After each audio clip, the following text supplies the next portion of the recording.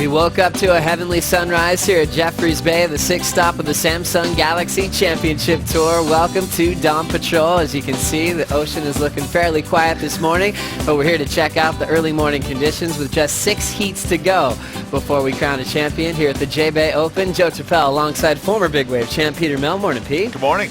Strider Raspberry Wazalewski, pipeline legend. What's up, Waz? Just having another wonderful morning here at J-Bay. Pete, how'd the golf go yesterday? Horrible, to be honest, for me. I had fun, but I could not swing that club to save my life. Was Strider heckling you the whole time? No, actually, you were kind of kind. Thank you. Yeah, supportive. Good job, Pete. Yeah. Not too Positive Pete today. Obviously, yesterday was such an interesting day for pro surfing, having one heat run. The first quarterfinal was a much-anticipated matchup. Jordy Smith, the local favorite, 2-time previous champ, going down to John Florence, brought up an interesting topic, Strider, that you can do big airs, one single maneuver to take out huge wins these days at Jeffreys Bay. How'd you like that decision? It was a crazy morning, obviously. It looked really fun, and then all of a sudden, the guys got out there, it slowed down, the wind came on it, Pete's prediction was right, Surfline's prediction was right, but it was like a public execution. I mean, everybody here in South Africa obviously wanting to see Jordy win that heat. Wasn't to be done. John, above the lip, throwing tail. Execution of some high-risk maneuvers got him through.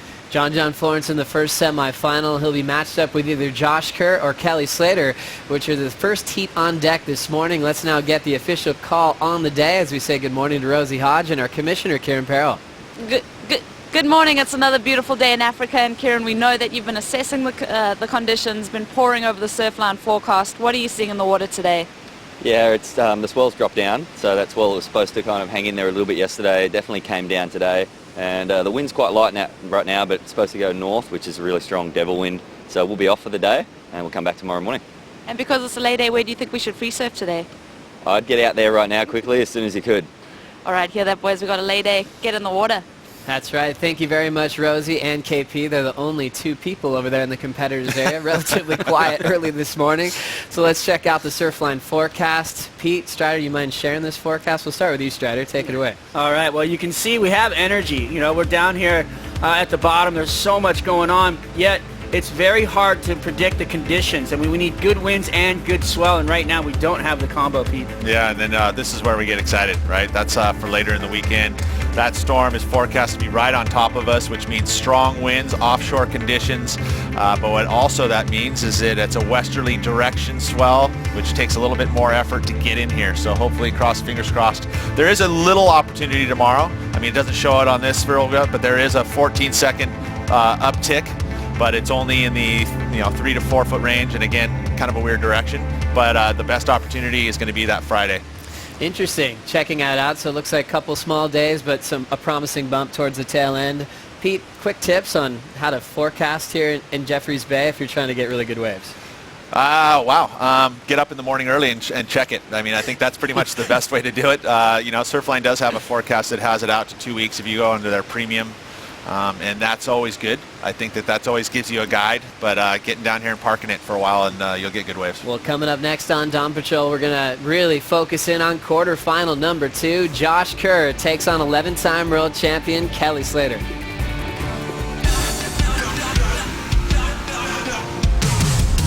Josh Kerr looking for something big down the line. Reaching for the stale fish. Kelly Slater in the barrel.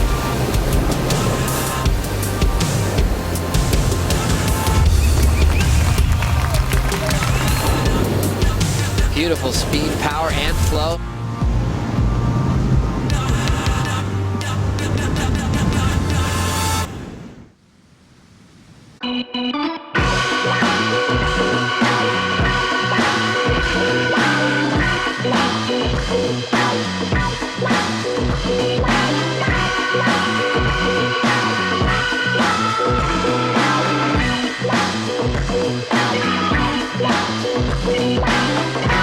Let's get with it, y'all.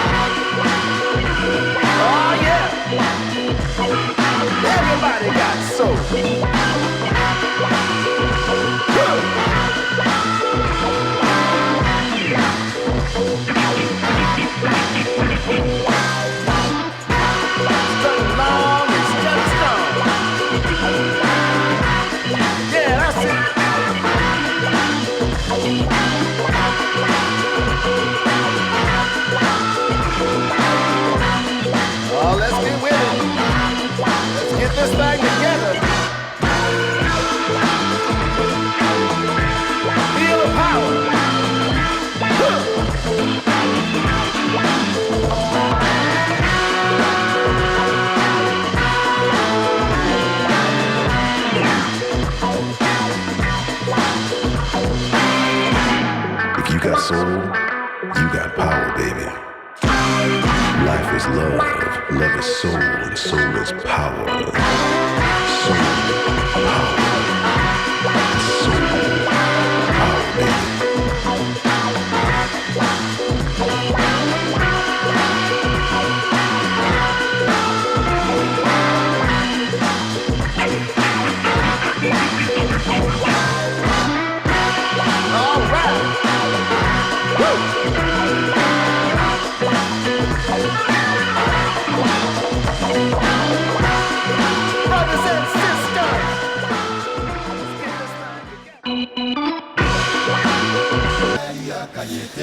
Good morning and welcome back to South Africa. We're here at one of the best right-hand point breaks in the world, a wave called Jeffreys Bay that keeps us coming back every single year to crown champions of this really special right-hand point break. Joe Chappelle with Pete Mel and Strider Wazalewski.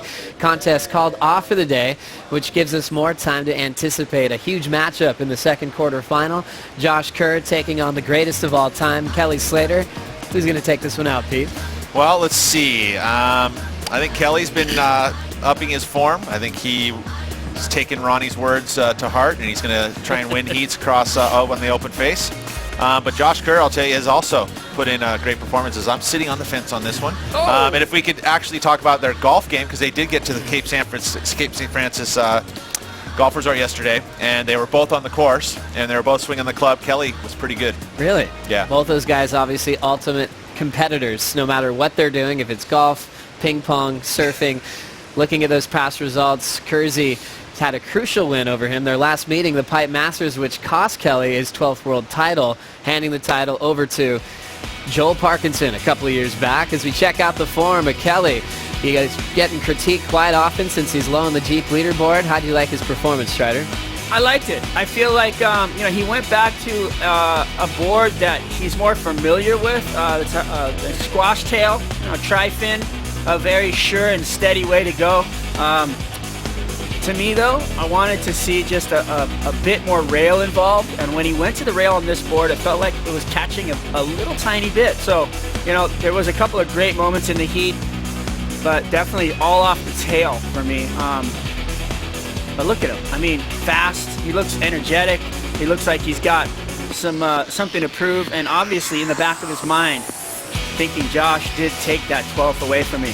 So nobody wants to feel that. Nobody wants to have that kind of moment taken away. And Josh took it from him, literally.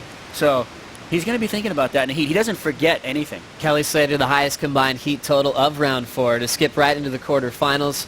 And he did it in creative fashion with a lot of his heat wins, Pete. We saw him with experience, sometimes with or without priority, just knowing how to get the right waves to come to him. How did he get that done? He's the best in the business as far as surfing against his competitors in the conditions. He knows how to map that all out pre-heat, and then he goes and executes. I think that's some of the things that he's always been doing. Plus, he's obviously talented. He's got a good read on the ocean. All of those elements helped him to win. After that win, Kelly posted a selfie, and he said, "I'm happy with that win." And we caught up with Kelly Slater after that victory the other day. I don't know. I was just trying to figure it out. Trying to make Kelly great again. Ronnie doesn't think that I can surf on the face of a wave, so I got to figure something out here. Oh, yeah. Well, I mean, he says it every contest, so come on.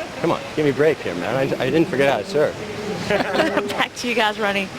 He only hears the critique. He doesn't hear the accolades. What about the froth levels during Fiji, Kelly? Oh, okay.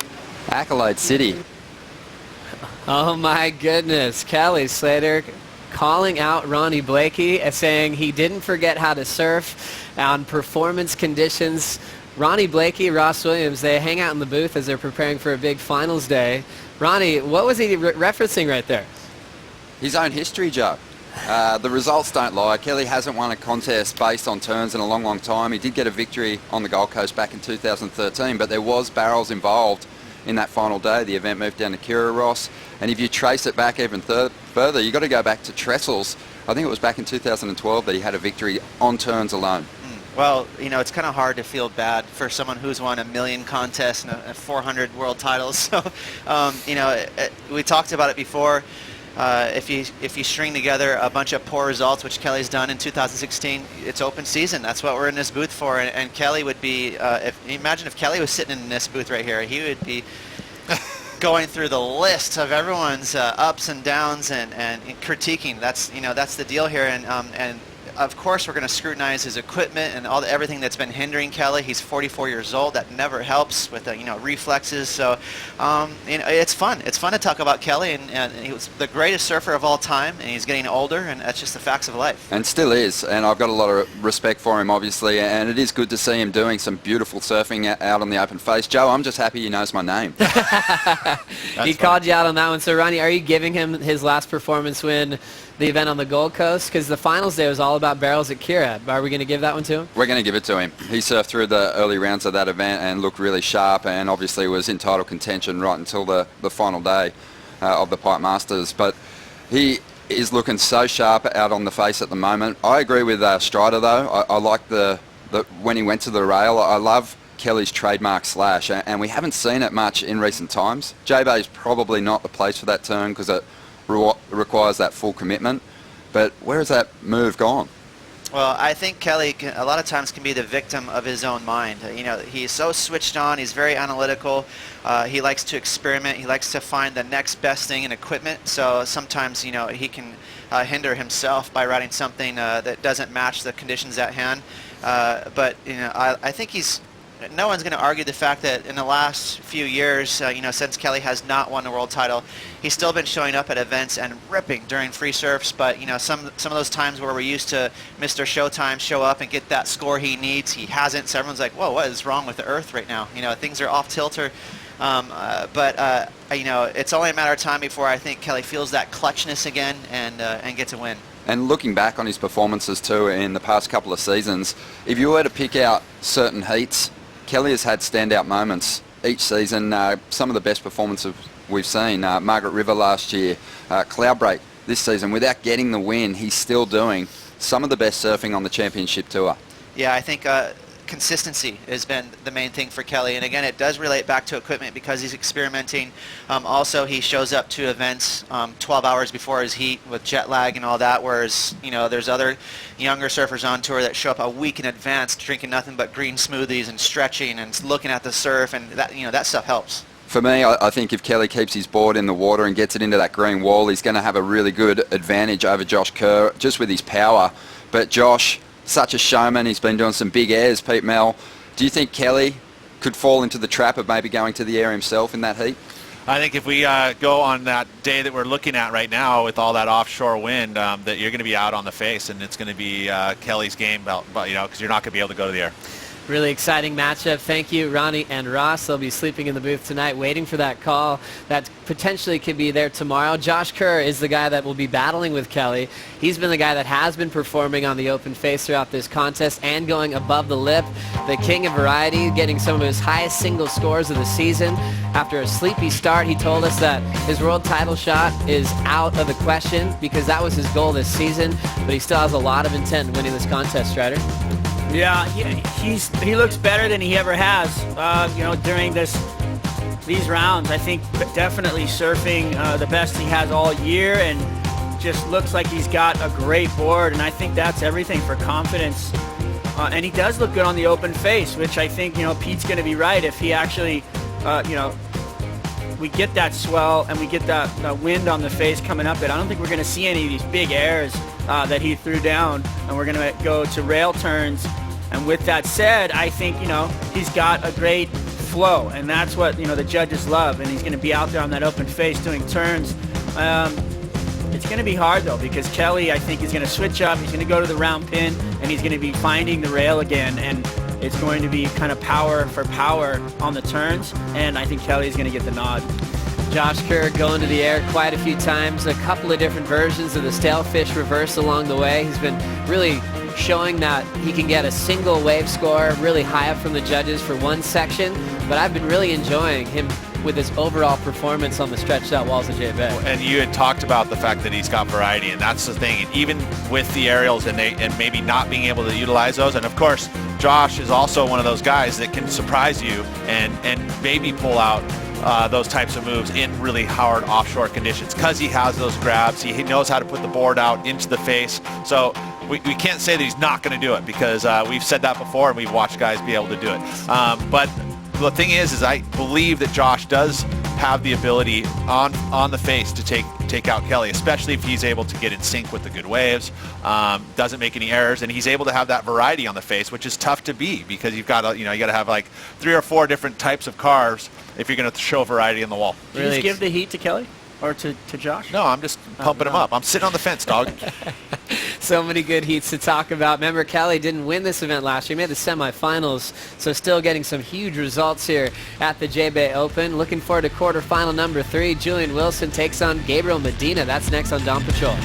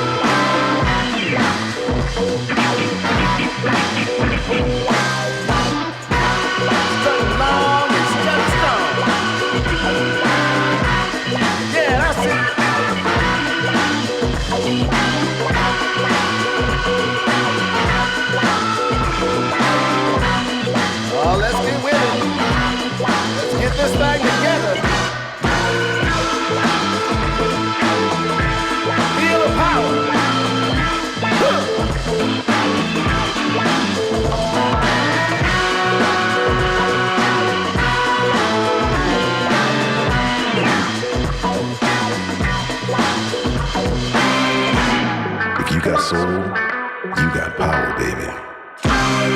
Life is love, love is soul, and soul is power. Soul, power, soul, power, baby.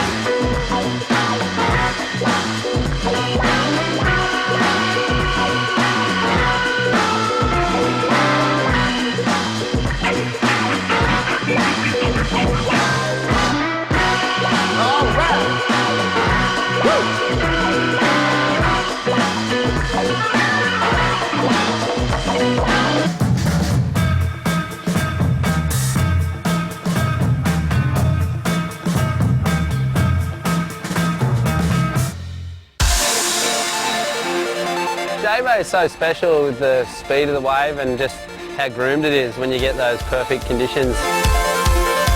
The wave gives you so many variations, like you can get a nice slow one from the top of the point which you can start turning straight away, or then you can get a wave that you've just got to go, hammer down. Then you're always obviously looking for that tube through the end bowl. I just try and surf the wave for what it is, and I think this wave, it's really important not to force anything. It's all about really good placement and knowing when and when not to turn. Just make sure I'm putting my board in the right spot. Surfing with that much speed, you don't really get it anywhere else in the world.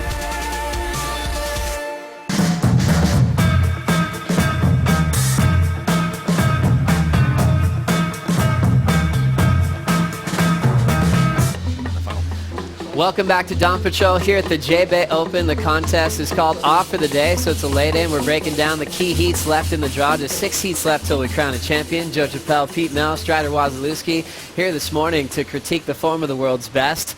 Well, we've seen this serious evolution of surfing here at Jeffreys Bay, from the old school traditional carves to now what guys can do on the open face here. There's this new school movement and a whole new approach with Gabriel Medina taking on Julian Wilson.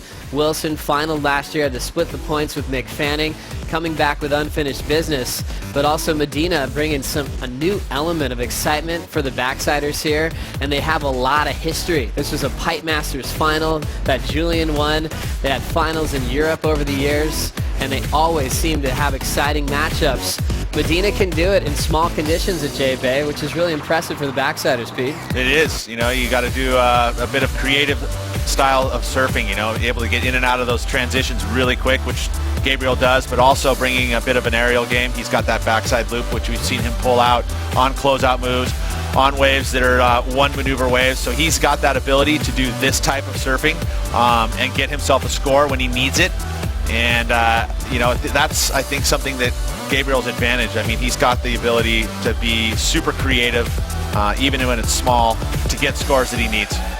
Gabriel Medina, 3 straight quarterfinals in his appearances here at the J-Bay Open as he's hoping to break that streak and move into the semifinals. Remember, he's world number 2 now in this world title race with Wilco now out after a sleepy Gold Coast and Bell's appearance. He picked up the pace much quicker than last season, Strider. Yeah, he looks really good. Won the last event. You know, feeling like he's on a roll here, but I don't think he's going to get past Julian. I think that Julian is going to be on the face, throwing big gouges, that beautiful bottom turn. His linkage is better. He puts together a better wave than Gabriel does out here. And that's just, I think, the truth of it. You know, his flow just looks so good. And if that wind is howling like it's forecasted to and the swell comes in, I think we're going to see, you know, Julian move past Gabriel. I think, you know, that's going to tighten up the ratings there for the #1 spot going into Old Tahiti, and it's going to be really fun to watch this thing play out. The conditions really going to affect the outcome of that result in quarter 3, Peter? I believe it will. You know, and I think, again, it's forecast to be above 25, 30 knots in wind, and that's howling. Of course, that's still several days away. And then we also have maybe an opportunity tomorrow, like I said, just to look at it with a little bit less wind. So you never know, and smaller. So, you know, again, it's one of those weird ones. But if it's offshore and 4 to 6 feet, I think Julian is going to win that one too. Looking forward to this huge matchup. Quarterfinal number 3, Julian Wilson, Gabriel Medina going head-to-head. More on Wilson right after the break.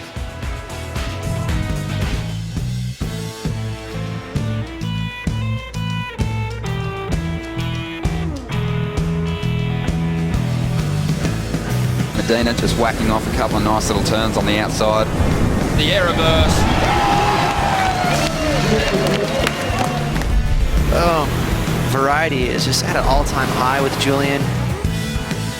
Julian has so much flow, beautiful style, but he's going to finish with an exciting, pretty lofty air reverse. The real blood has yet to be drawn.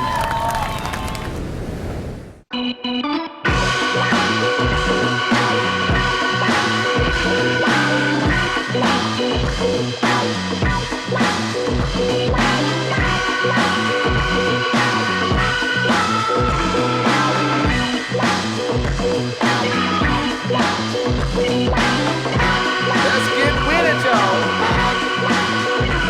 Oh, yeah. Everybody got soul.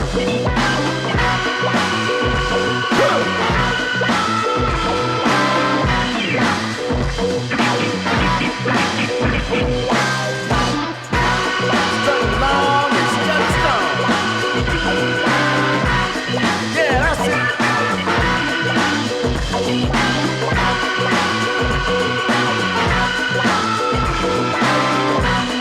Oh, let's get with it.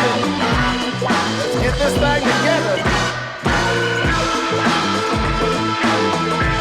Feel the power.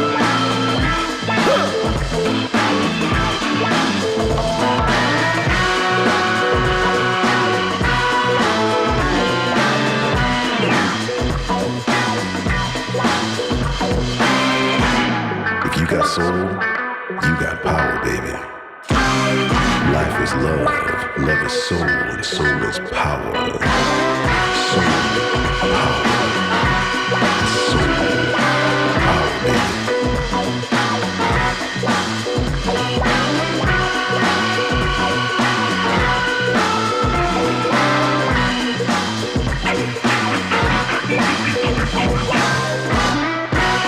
All right. Woo.